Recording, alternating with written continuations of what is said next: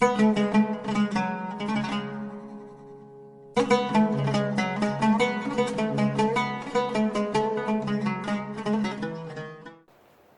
باللہ من الشیطان الرجیم بسم اللہ الرحمن الرحیم فقد قال تبارک و تعالی فی کتاب المبین وهو اصدق الصادقین وقوله الحق بسم اللہ الرحمن الرحیم قل لا اسألکم علیہ اجرا الا المودۃ فی القربى۔ محترم ناظرین و سامعین، السلام علیکم ورحمۃ اللہ وبرکاتہ۔ اس ولادت کے موقع پر سب سے پہلے حقیقی وارث امام زمانہ جل اللہ فرجہ شریف کی بارگاہ میں ولادت بسعادت امام حسن مجتبیٰ علیہ السلام کی مبارکباد پیش کرتا ہوں۔ اس کے بعد تمام مومنین، ناظرین، سامعین کی خدمت میں مبارکباد پیش کرتا ہوں، اور بہت شکر گزار ہوں قائم ٹی وی اور تمام اراکین کا، جنہوں نے مجھے موقع دیا کہ ایک بار پھر آپ کی خدمت میں حاضر ہوا۔ آج کی تاریخ بڑی مبارک تاریخ ہے، جس روز امامت کی دوسری کڑی اور زہرا و بطول کا پہلا فرزند اس کائنات میں تشریف لائے۔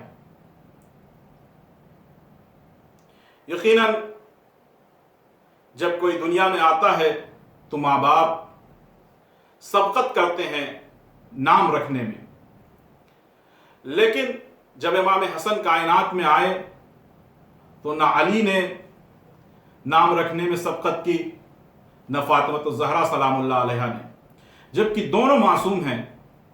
اس امام کی والدہ بھی معصومہ ہیں اور بابا بھی معصوم ہیں، اور نہ رسول اکرم نے سبقت کی۔ وحی الہی کا انتظار کیا، اور جب جبرائیل امین وحی لے کر کے آئے اور کہا کہ علی کی منزلت ہارون جیسی ہے، تو علی کے بیٹے کا نام ہارون کے بیٹے پر ہوگا، شبر نام رکھ دیا، عربی اعتبار سے حسن۔ اور سب سے پہلی غذا جو امام حسن علیہ السلام نے نوش کی وہ رسول کی زبان مبارک سے، جو کہ ظاہری اعتبار سے اثر رسالت کا منتقل کرنے کا ایک طریقہ ہے۔ اور اس کے بعد امام حسن علیہ السلام نے جو اپنی زندگی گزاری ہے، بڑے واقعات ہیں ان کی زندگی میں، اور کیسے کیسے ماحول سے دوچار ہوئے۔ سب سے پہلا معرکہ جو امام حسن علیہ السلام نے فتح کیا، سن 3 ہجری میں امام کی ولادت ہوئی، اور پہلا معرکہ جو سن 9 ہجری میں فتح کیا، جو صداقت کا معرکہ تھا، جسے ہم مباہلہ کے نام سے یاد کرتے ہیں، عیسائیوں کے مقابل میں تھا۔ اور ہمارے اس امام کو یہ شرف حاصل ہے کہ رسول کے ساتھ ساتھ اس معرکے میں شرکت کیا، اور رسول نے اپنے برابر چلنے کا شرف بخشا، اور اس امام کو شرف حاصل ہے رسول کی انگلیاں پکڑ کے میدان مباہلہ میں آئے۔ میں مباہلہ نہیں پڑھ رہا ہوں، لیکن میں یہاں پہ ٹھہر کے کہنا چاہوں گا کہ جب یہ نفوس قدسیہ میدان مباہلہ میں پہنچی تو نصارہ نجران نے دیکھ کے کیا کہا؟ میں ایسے چہروں کو دیکھ رہا ہوں کہ اگر یہ اشارہ کر دیں تو پہاڑ اپنی جگہ سے ہٹ جائے۔ یہ نصارہ نجران ہیں جو ان کے چہروں کو دیکھ کے سمجھ گئے، یہ نفوس قدسیہ کو دیکھ کر کے سمجھ گئے इन मासूम चेहरों को देखकर समझ गए, इन मुबारक चेहरों को देखकर समझ गए कि अगर ये इशारा कर दें तो पहाड़ अपनी जगह से हट जाए। लेकिन आज तक मुसलमान ताज्जुब करता है कि मौला अली ने खैबर का दर कैसे उखाड़ा। ये मुसलमान की फिक्र है कि जो ताज्जुब कर रहा है, और नसारा नजरान के चेहरों को देख के कह रहे हैं कि अगर ये इशारा कर दे तो पहाड़ अपनी जगह से हट जाए। मैंने कहा कि मैं मुबाहिला नहीं पढ़ रहा हूं, उस हस्ती की आज यौम पैदाइश है। हमें गौर व फिक्र करना चाहिए कि जब दुनिया में दुनियावी एतबार से जब हम यौम पैदाइश मनाते हैं और किसी अजीम शख्सियत की यौम पैदाइश मनाते हैं, तो हम उसके पास कुछ तोहफे पेश करते हैं।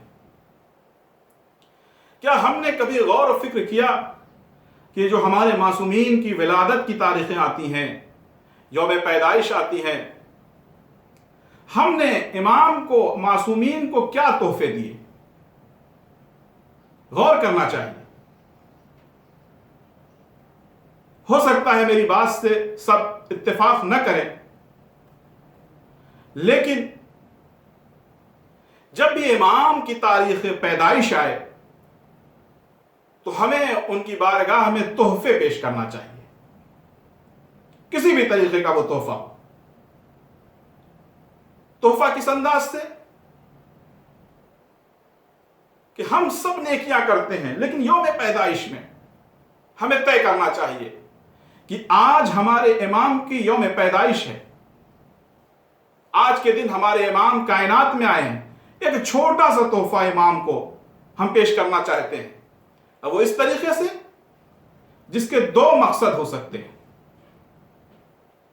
कि इमाम, आज मैंने आपके यौम पैदाइश के दिन, आपके यौम पैदाइश में हम एक गरीब की किफालत करते हैं, एक मिस्कीन की किफालत करते हैं, एक यतीम की किफालत करते हैं, एक तालिब इल्म की किफालत करते हैं, वो चाहे दुनियावी एतबार से हो या दीनी एतबार से हो। और ये तोहफा इमाम को पेश करें कि इमाम, हमने जो इस गरीब की किफालत की है, ये पूरे साल की बात मैं नहीं कर रहा हूं, आपकी इस्तिताअत अगर 6 महीने की, आप 6 महीने की किफालत करें, 3 महीने की, आप 3 महीने की किफालत करें। और ये जो किफालत आप कर रहे हैं किसी तालिब इल्म की, या वो दुनियावी एतबार से हो या दीनी एतबार से हो, या किसी यतीम की आप किफालत कर रहे हैं, या किसी मिस्कीन की, तो आप इसको नियत करें कि इस किफालत को मैं इमाम की बारगाह में हदिये के तौर पे पेश कर रहा हूं। इख्तलाफ कर सकते हैं हमारी राय से, लेकिन इख्तलाफ करने वाले इख्तलाफ तो यही कर सकते हैं ना कि ये हदिया नहीं है, लेकिन नेकी का इख्तलाफ नहीं कर सकते। अगर हदिया नहीं है तो ये इमाम, ये नेकी है आपकी, और नेकी का तो सवाब है, हर हाल में है, तो क्यों ना हम उस नेकी को उस दिन अंजाम दें जिस दिन हमारे इमाम कायनात में आते हैं, या मासूमीन कायनात में आते हैं, या औलाद मासूमीन कायनात में आते हैं। उस दिन उस नेकी को हम क्यों ना अंजाम दें जिसके दो सवाब हैं, एक नेकी का भी और दूसरा तोहफा इमाम की बारगाह में। अगर ये हमारा माशरा, अगर ये हमारे कौम और नौजवान अगर करने लगे, यकीन मानिए 1 साल मुकम्मल होने दीजिए, आप देखें कि माशरा हमारा इल्म के जेवरात से मुकम्मल हो जाएगा और माशरे में बड़ी तब्दीलियां आ जाएंगी। हर कोई अगर जिसको जितनी इस्तिताअत है, अपनी इस्तिताअत के एतबार से अगर इमाम को तोहफा पेश करे, तो खुद जिस इमाम की आज विलादत की तारीख है, हमें इनके वाक़यात को, इस इमाम के अखलाक को अपने बच्चों को बताना चाहिए, सिखाना चाहिए। खुद जिस इमाम की विलादत की तारीख है, जो मैं गुफ्तगू कर रहा था कि माशरा इल्म की दौलत से मालामाल हो जाएगा अगर इमाम की खिदमत में हम इस अंदाज से तोहफा पेश करें। خود یہ امام متعدد بار اپنا تمام مال راہ خدا میں تقسیم کر دیا، جس امام کی ولادت کی تاریخ ہے۔ ان واقعوں کو سن لینے سے اور یہ کہہ دینے سے کہ بہت مشہور واقعہ ہے کافی نہیں ہے، بلکہ ہمیں ان واقعاتوں کو پڑھنا چاہیے اور جہاں تک ممکن ہو عمل کرنے کی کوشش کرنا چاہیے۔ جس امام کی ولادت کی تاریخ ہے، متعدد بار اپنے تمام مال کو راہ خدا میں تقسیم کر دیا۔ سوال کرنے والوں نے کہا آ کر کے کہ آپ سارا مال راہ خدا میں دے دیتے ہیں، اپنے لیے کچھ نہیں بچاتے ہیں اور بے حساب عطا کرتے ہیں؟ امام نے مسکرا کر کہا میں کچھ نہیں دیتا۔ دیکھیے امام کا اخلاق دیکھیے، امام نے کہا میں کچھ نہیں دیتا اپنی طرف سے، میرا اللہ مجھے دیتا ہے، میں اس کے بندوں کو دیتا ہوں۔ اگر میرا اللہ دینا بند کر دے تو میں بھی بند کر دوں۔ امام نے کہا کہ میرا اللہ مجھے عطا کرتا ہے اور میں اس کے بندوں کو دیتا ہوں، اور میں بندوں پہ بند کر کے اللہ کی عطا پر بے اعتمادی کا اظہار نہیں کر سکتا۔ اور بہت اہم پیغام دے دیا امام نے کہ دے خود رہے امام اور کہہ رہے اللہ مجھے دیتا ہے، میں اس کے بندوں کو دیتا ہوں۔ یہ بتا دیا کہ نیکی کرو تو یہ نہ کہو کہ میں نے کیا، بلکہ یہ کہو اللہ نے مجھے دیا اور میں نے اس کے بندے کو دے دیا۔ یقین مانے ہمیں آخرت کے لیے تیاری کرنا چاہیے، یہ چھوٹی چھوٹی نیکیاں ہمارے کام آنے والی ہیں۔ امام نے جو طریقہ بتایا اسی طریقے پہ چلنا چاہیے۔ ہم اور آپ آج اگر کسی کی ہلکی سی چھوٹی سی مدد کرتے ہیں تو چاہتے ہیں کہ پورا معاشرہ جان جائے، پوری قوم جان جائے۔ یاد رکھیں صاحبان عقل سے سوال ہے، اس کے بعد اپنی بات کو مکمل کروں گا، کہ اگر آپ کو معلوم ہو کہ ہم اپنے وطن سے جس جگہ جا رہے ہیں، آپ کو کوچ کرنا ہو، اپنے وطن سے کہیں جانا ہو اور صرف 3 دن کے لیے جانا ہو، اور آپ سے کہا جائے کہ آپ جہاں جا رہے ہیں وہاں آپ کے نہ سونے کے لیے بستر کا انتظام ہے، نہ کھانے کے لیے انتظام ہے، نہ غذا کا کوئی انتظام ہے، تو آپ کیا کریں گے؟ یہ کسی مسلک یا کسی مکتب کی بات نہیں ہے۔ ہر عاقل شخص یہی جواب دے گا کہ میں اپنا انتظام کر کے جاؤں گا، اور کوشش یہ کرے گا کہ مجھے 3 دن رہنا، 1 دن کا اضافی انتظام کر کے جاؤں۔ یہ عقل کا تقاضا ہے کہ وہ اپنا انتظام کر کے جائے گا۔ اگر 3 دن رہنا ہے، 3 دن سے 1 دن کا اضافی بھی کر کے جا سکتا ہے۔ یہ تو 3 دن کا سفر ہے آپ کا، اور آپ انتظام کر کے جا رہے ہیں، اپنا سامان لے کر جا رہے ہیں۔ کبھی غور کیا آپ نے؟ کبھی فکر کیا آپ نے؟ کبھی سوچا کہ جہاں آپ کو ہمیشہ رہنا ہے، جہاں ہمیشہ رہنا ہے، اس مقام سے اس مقام پر جانا ہے، وہاں کے لیے کیا تیاریاں کیا؟ وہاں کے لیے آپ نے کیا جمع کیا؟ کچھ نہیں۔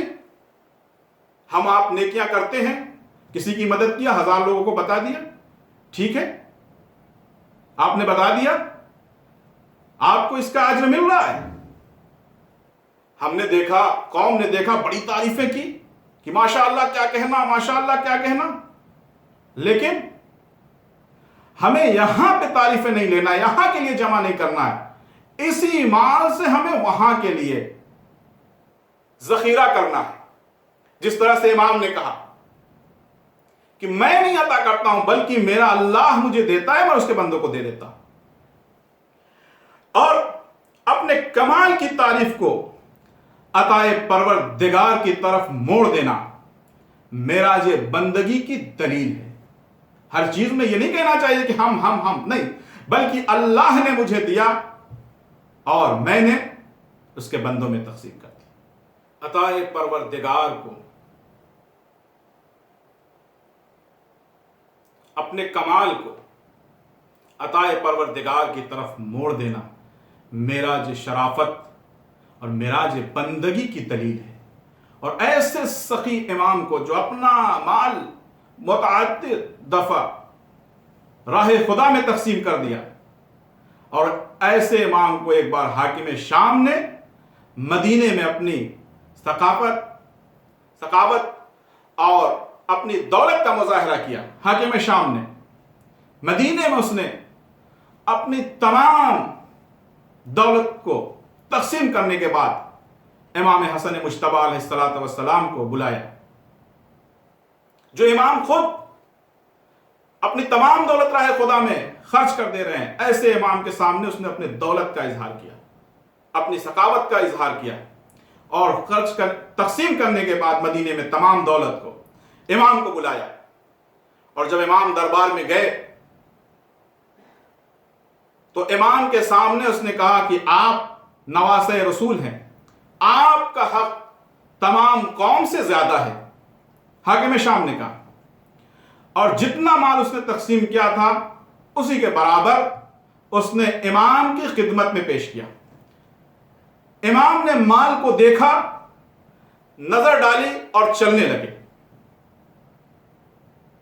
اور جب امام چلنے لگے تو حاکم شام کے دربار کے خادم نے امام کی جوتیاں سیدھی کر دی. امام نے سارا مال اسے عطا کر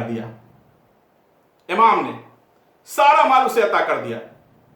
اور امام نے فرمایا کہ تیری نظر میں تمام قوم سے میرا مقام بلند ہے، یہ تیرا اقرار ہے اور یہ حق ہے، لیکن میری نظر میں، جو امام نے کہا، اتنی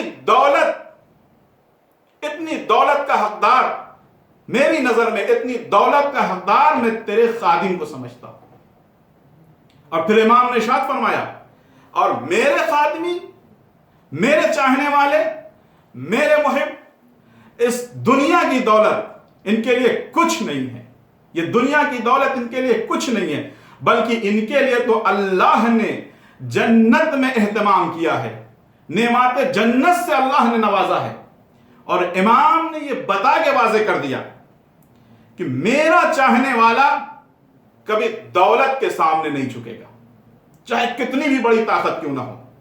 اگر آج دیکھنا ہے آپ کو خطہ ارض پہ، تو ایران کو دیکھیں، کتنی بڑی بڑی طاقتیں لگی ہوئی ہیں، لیکن اتنا مطمئن ہیں، انہیں پورا بھروسہ ہے کہ یہ دنیا کی طاقتیں اور یہ دنیا کی دولتیں کچھ نہیں ہیں. ہمارے لیے تو جنت میں اہتمام ہے اور پورا بھروسہ ہے، بڑی بڑی طاقتیں لگی ہوئی ہیں، لیکن کچھ بگاڑ نہیں سکی. کیوں؟ کیونکہ امام نے کہا تھا کہ میرے خادمین، یہ خادم ہے امام کے، میرے خادمین کی نظر میں یہ دنیا کی دولت کچھ نہیں ہے، نعمات جنت سے نوازا جائے گا. اور آج دیکھیں ایران کو، دنیا کی دولت کچھ بھی نہیں کر سکی، اور ہر مقام میں یہ اپنے قدم کو آگے بڑھاتے رہے اور کامیابی حاصل ہوتی رہی، کیونکہ انہیں پورا بھروسہ ہے امام پر. اور ہم سب کو امام پر اعتماد رکھنا چاہیے، خصوصاً اپنے وقت کے امام عصر پر، امام مہدی عجل اللہ فرجہ شریف پر.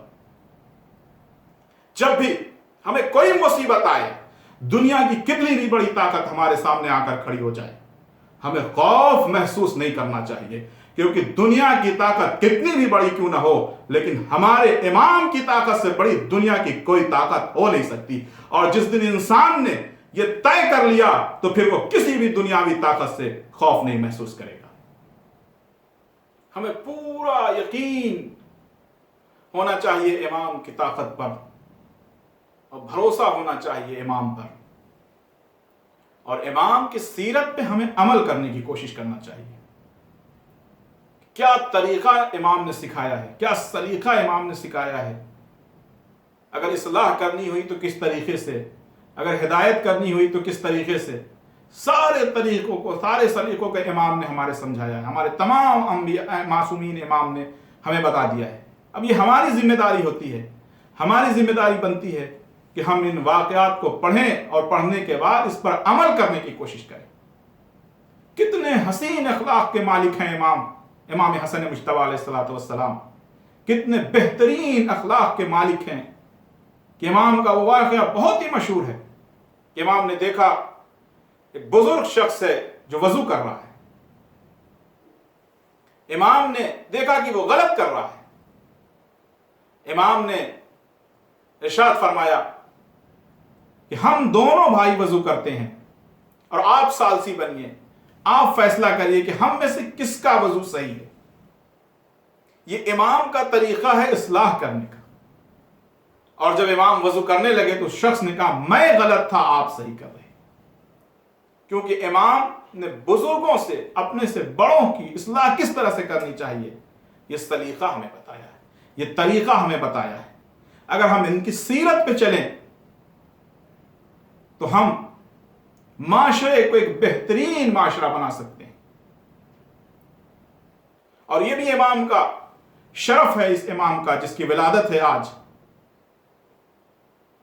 کہ صلح کے ذریعے، جس پہ بڑے اعتراضات ہوتے ہیں، میں ساری چیزوں کو چھوڑ کر مختصر کر کے آپ کے سامنے بیان کر رہا ہوں کیونکہ وقت محدود ہے اور کچھ باتیں آپ تک پہنچانی ہیں۔ صلح کے ذریعے امام نے وہ کام انجام دیا، وہ اقرار لے لیے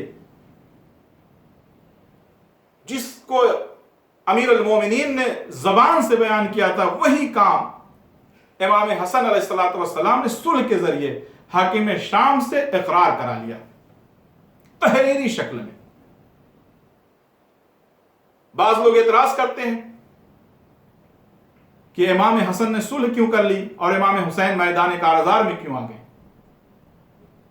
اس کی مثال میں یوں دینا چاہوں گا، اس کی مثال سنت الہیہ میں بھی موجود ہے۔ دو کردار آپ کے سامنے پیش کرنا چاہوں گا، ایک جناب موسیٰ اور ایک جناب ابراہیم۔ پورا واقعہ نہیں پڑھنا ہے، لیکن سنت الہیہ میں ہے اللہ نے جب موسیٰ کو بچانا چاہا تو ایک انگارے سے نہیں بچایا اور جناب موسیٰ کے ہاتھ میں نشان پڑ گیا، اور جب جناب ابراہیم کی باری آئی تو لاکھوں ٹن لکڑیوں میں، جلتے شعلوں میں بچا لیا۔ اب آپ کیا کہیں گے کہ ایک انگارے سے نہ بچایا جناب موسیٰ کو اور جناب ابراہیم کو شعلوں کے درمیان سے بچا لیا، تو مقصد کیا ہے؟ تحفظ انبیاء، تحفظ دین، تحفظ شریعت، وہی مقصد ہے امام حسن علیہ السلام کا، تحفظ دین، تحفظ شریعت، تحفظ مسلمین۔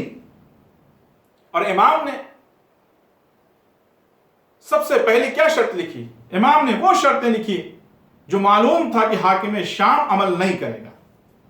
امام نے سب سے پہلی شرط جو لکھی وہ تحریر فرمایا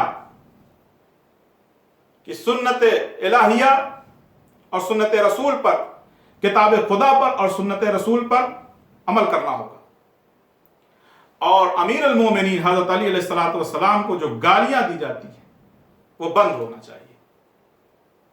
معلوم تھا امام کو کہ اس پر عمل نہیں ہوگا، اور حاکم شام نے کیا کیا؟ شرط کو پاؤں تلے رون دیا، شرط کو پارا پارا کر دیا۔ جب امام سے آ کر لوگوں نے کہا کہ امام آپ دھوکہ کھا گئے، تو امام نے کیا فرمایا؟ کیا بہترین اور خوبصورت جواب پیش کیا، کیا بہترین جواب دیا۔ امام نے کہا خدا کا شکر ہے کہ میں نے دھوکہ دیا نہیں، میں نے دھوکہ کھایا۔ اور امام نے پوری قوم سے اقرار لے لیا اور پوری قوم کے سامنے واضح کر دیا کہ حاکم شام دھوکے باز ہے اور حکومت شام دھوکے باز ہے، اور جو دھوکے باز ہو وہ سنت خدا، سنت رسول پر کبھی عمل نہیں کر سکتا۔ اور اسی کے ساتھ میں اپنی گفتگو کو تمام کرتا ہوں، اور محترم ناظرین سامعین سے اجازت چاہتا ہوں رخصت کی، اور پھر سے ایک بار تمام مومنین، ناظرین، سامعین اور حقیقی وارث امام زمانہ عجل اللہ فرجہ الشریف کی بارگاہ میں اس ولادت بسعادت کی مبارکباد پیش کرتا ہوں، اور آخر میں دعا گو ہوں کہ پروردگار ہمارے مختصر سے اعمال کو قبول فرما، اور ہم میں جو مریض ہے اسے شفائے کامل و عاجل عنایت فرما۔ اس مولود کے صدقے میں جو کائنات میں جو ہستی آج آ رہی ہے، اس ہستی کے طوفیل میں، اس ہستی کے صدقے میں پروردگار ہماری تمام آفات مصیبت کو دور فرما اور ہمارے تمام گناہوں کو بخش دے۔ دعاؤں میں خاص دعا ہے حقیقی وارث امام زمانہ جل اللہ فرجہ شریف کے ظہور